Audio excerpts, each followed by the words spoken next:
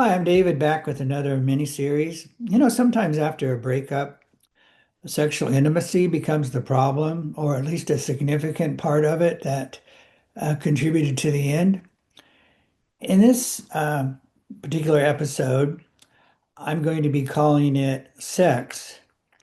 Is it the true litmus test for true intimacy?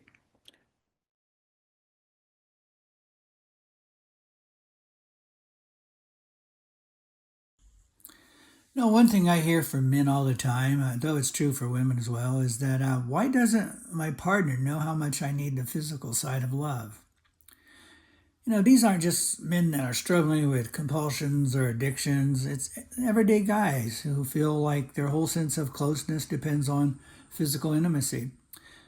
For many, the touch, the fantasy, or the sexual desire, it can grow so overwhelmingly that it overshadows other areas of the relationship. Sex is like it becomes the litmus test. If it's good, we're good. If it's not happening, something must be wrong. So often sex becomes the primary love language instead of other ways of like giving or affirming. Passion is powerful, but it can override logic. I've seen people neglect work, family, even their partner's need for space, all because the intensity of sexual needs drowned out balance. In my career, I've worked with sex offenders, addicts, couples in crisis. I've conducted over 800 polygraphs, and what shocks me is how often men unintentionally objectify their partners. One man once told me in a group, "I pray every day that a woman will objectify me." I had to shake my head. But this is how deeply this dynamic can run. And when there are deep attachment issues, bonding, sex then becomes like a default connection. The sex relieves the anxiety and becomes like a self-medicating tool.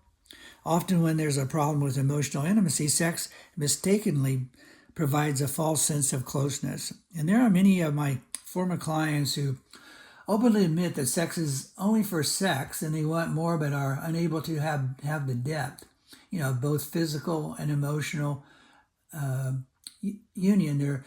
They feel like they're stunted. I remember one person who felt he was in an exclusive emotional physical relationship and asked her if she would sleep with others, and she said only if it would not hurt you, which to me suggested that sex is outside of real intimacy for her. I don't know anyone who has ever said that they would want to be in an emotional, loving relationship and that they would just settle for sex and that would be enough.